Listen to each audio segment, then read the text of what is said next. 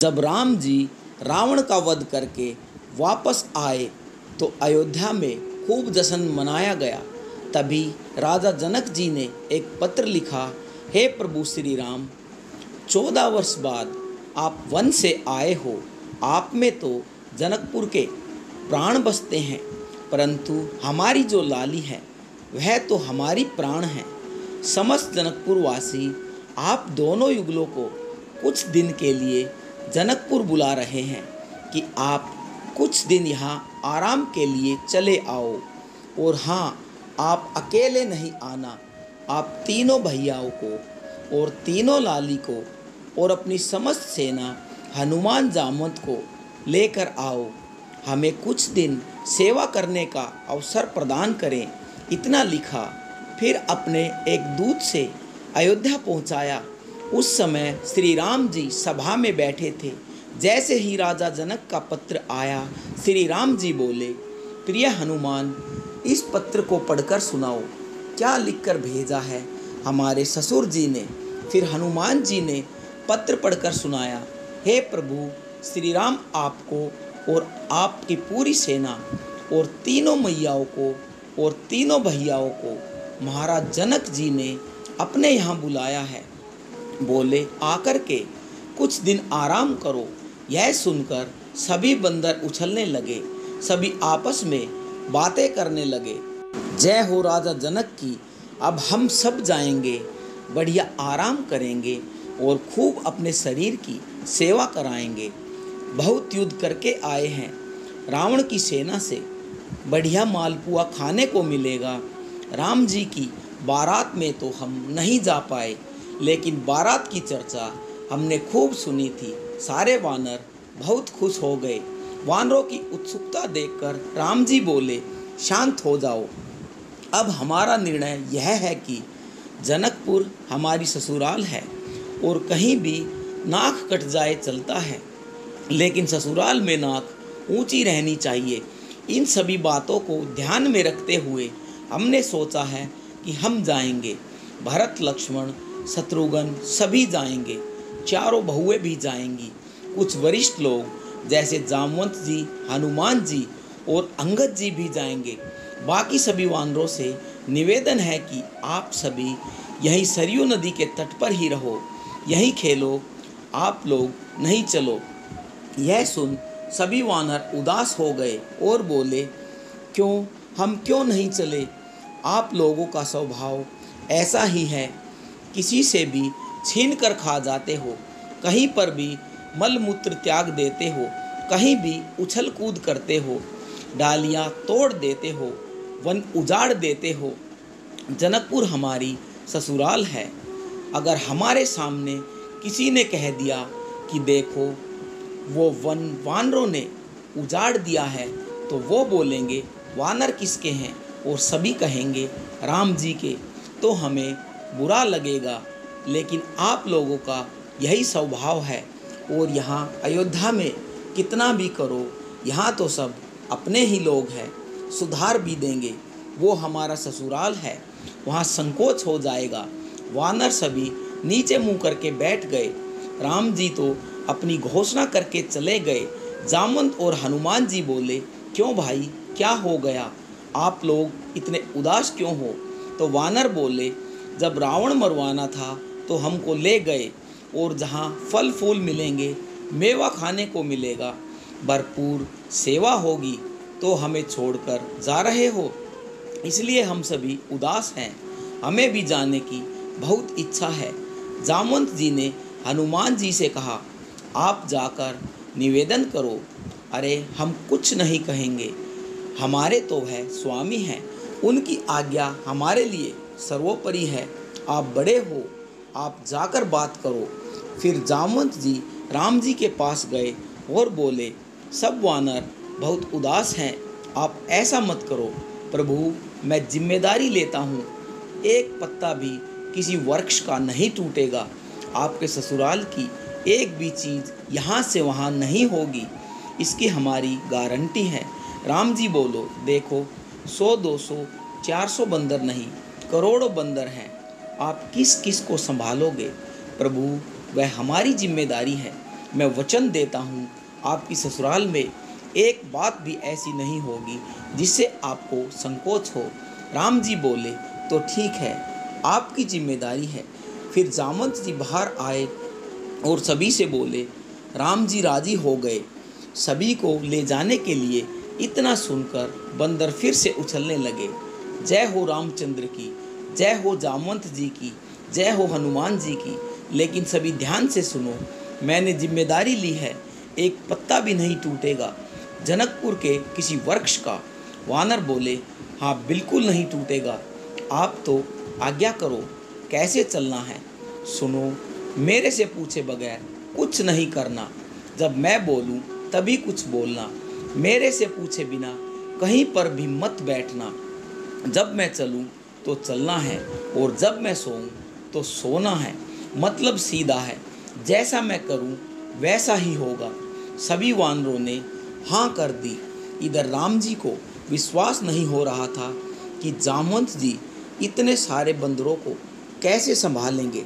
उन्होंने कहा, जामवंत जी, हमें एक बार साबित करके दिखाओ कि सभी वानर आपकी बात मानेंगे। ठीक है प्रभु। जामवंत जी बाहर आकर एक जगह पर खड़े हुए तो सभी बंदर उनके पीछे खड़े हो गए। जामवंत ने अपना उल्टा हाथ उठाया तो सभी वानरों ने अपना उल्टा हाथ उठा लिया। जामवंत जी हंसे तो सभी बंदर हंसने लगे। जामवंत जी खांसने लगे तो जिन बंदरों को खांसी भी नहीं आ रही थी तो ज़बरदस्ती खांस रहे थे। राम जी ने देखा तो खुश हो गए और बोले, ठीक है, अब चलते हैं हम जनकपुरी।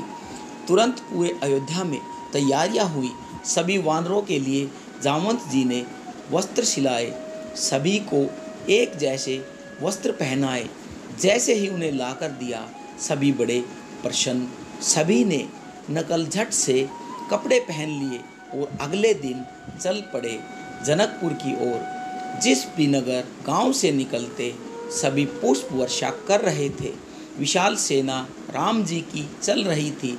सबसे मज़े की बात तो यह थी कि इस पूरी सेना का सबसे केंद्र बिंदु था वानरों की परेड। सभी के मुखिया थे जामवंत। बिल्कुल जामवंत को देखकर चलते। अगर जामवंत जी इधर देखे तो सभी इधर देखने लगते। जैसे ही जनकपुर की धरा में प्रवेश किया, दूर से ही समझ आने लगा कि प्रभु श्री राम आ रहे हैं। सारी तैयारियां तो पहले से ही पूरी हो चुकी थी। आते ही बालकनी में खड़ी सभी मैया राम जी की बलैया गाने लगी, हमारे दामाद जी आए हैं। जैसे ही पूरे जनकपुर में वानरों ने प्रवेश किया, वानरों को देख उनकी ऐसी प्रशंसा, सभी वानर एक जैसे दिख रहे थे। जनकपुर की नारियां आरती की थाल लेकर सभी की आरती उतार रही थी, लेकिन वानर एक बार भी उनकी तरफ नहीं देखे। सभी जानते थे जामवंत जी सीधे जा रहे हैं, हमें भी सीधे ही चलना है। श्री राम जानकी सहित सभी का स्वागत हुआ, सभी को बैठाया गया। जनक जी सभी को देख आनंदित हो उठे और बोले, प्रभु पूरे जनकपुर में चर्चा है, आपके वानरों की ऐसी सेना है, यही वानर ही है जो रावण की सेना को मार सकते थे। इतने शिष्टाचार, इतने गंभीर। देखो इतनी बड़ी सभा में करोड़ों वानर बैठे हुए हैं। दूर बैठे जामवंत जी सिर हिला रहे थे तो सभी ने सिर हिलाया। सभी दूर से चलकर आए हो, सभी के भोजन प्रसादी की व्यवस्था है, आप सभी आसन ग्रहण करें। सभी वानर चौकी में बैठ गए। पहली बार वानर चौकी में बैठकर खा रहे थे। सभी के लिए सोने की थाली, चांदी की कटोरी। सभी मन ही मन बहुत खुश थे, लेकिन वानर थाली में नहीं देख रहे थे, सभी जामवंत को देख रहे थे। पूरी थाली में सारा प्रसाद रखा है, फलों की एक थाली अलग रखी गई थी। दूर खड़े सभी लोग देख रहे थे वानरों के आगे कितना स्वादिष्ट भोजन रखा है, लेकिन वानर है कि थाली में ही देख नहीं रहे। सभी आपस में बातें कर रहे थे। इसके बाद जामवंत ने जल लिया और थाली में फेर कर बोले, अन्नपूर्ण सदा पूर्ण। सभी वानरों ने वैसा ही किया। जामवंत जी थाली के आगे हाथ जोड़े तो सभी वानरों ने थाली के आगे हाथ जोड़ लिए। कुछ राजा जनक देखे और बोले, राम जी मान गए, क्या अद्भुत सेना है। राम जी भी हल्की मुस्कान के साथ और धीरे धीरे भोजन पा रहे थे। सोचे लाज बची रहे जितनी देर है। सभी प्रसाद पा रहे थे। जैसे जामवंत खा रहे थे वैसे ही सभी वानर भी खा रहे थे। जितनी दाल जामवंत जी डालते उतनी ही दाल सभी वानर भी डाल लेते थे। सभी देखकर आनंद ले रहे थे। थोड़ी देर बाद जामवंत जी की नज़र पड़ी आम पर। जामवंत जी ने जैसे ही आम उठाया सभी वानरों ने आम उठा लिया। अब जामवंत जी ने आम को थोड़ा दबाया, देखना चाहा कि कितना पका हुआ है। उनके जोर लगाते ही आम की गुठली निकल कर उछल गई। अब सभी बंदर आम दाबने लगे, पूरी जोर लगाकर दबा रहे थे। आम की गुठली उछलनी चाहिए क्योंकि जामवंत जी की गुठली भी उछली है। जब सभी ने अपना अपना जोर लगाया तो सभी की गुठली उछल पड़ी। इधर जामवंत जी सोचे, इन हाथों से मेघनाद नहीं निकल पाया, इन हाथों से रावण नहीं निकल पाया। एक छोटी सी गुठली निकल कर कैसे भाग गई। अब जामवंत जैसे ही खड़े हुए गुठली उठाने के लिए, वानरों ने सोचा हमें भी ऐसे ही गुठली उठानी है। सभी एक दूसरे को झपट्टा मारे, कहीं कड़ी उछाल रहे थे, कहीं टेबल के नीचे से गुठली ढूंढ रहे थे, बेंच इधर उधर कर रहे थे। जनकपुर की जो सभा स्वर्ण मंडित थी, चांदी से मंडित थी, आज इन वानरों के कारण खीर सब्जी पूरी से मंडित हो गई। कड़ी सब्जी उछाल उछाल कर पूरी सभा का लेपन कर दिया। यह सब देख श्री राम जी नीचे मुंह करके बैठ गए। सभी वानरों को खुली छूट मिल गई, एक दूसरे की थाली से लेकर भागे। दो चार वानर तो जनक जी की थाली से कुछ लेकर ही भाग गए। जनक जी यह सब देखते ही रह गए। फिर जनक जी ने राम की ओर देखा। जनक जी समझ गए कि यह पूरी तैयारियां थी। सीधे सीधे चलना है, सीधे सीधे खाना है। नहीं, वानर अपना स्वभाव कैसे छोड़ सकते हैं। जनक जी ने श्री राम की ओर देखा और जाकर उन्हें अपने गले से लगाया और बोले, हम बिल्कुल प्रसन्न हैं। हमें बहुत अच्छा लगा कि आज जनकपुर में इतने दिनों के बाद ऐसा आनंद हुआ है। इतना सुन श्री राम जी को थोड़ी शांति मिली।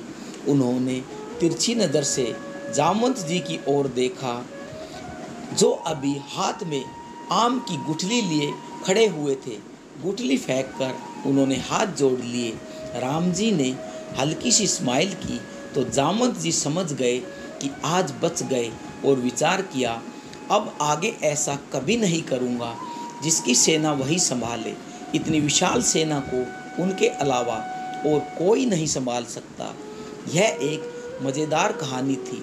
यह आपको कैसी लगी? सुनने में आनंद आया या नहीं? अगर कहानी अच्छी लगी हो तो प्रेम से श्री राम प्रभु की जय लिखिए और आप अपने विचार भी कमेंट बॉक्स में ज़रूर लिखिए। तो बोलिए जय श्री राम।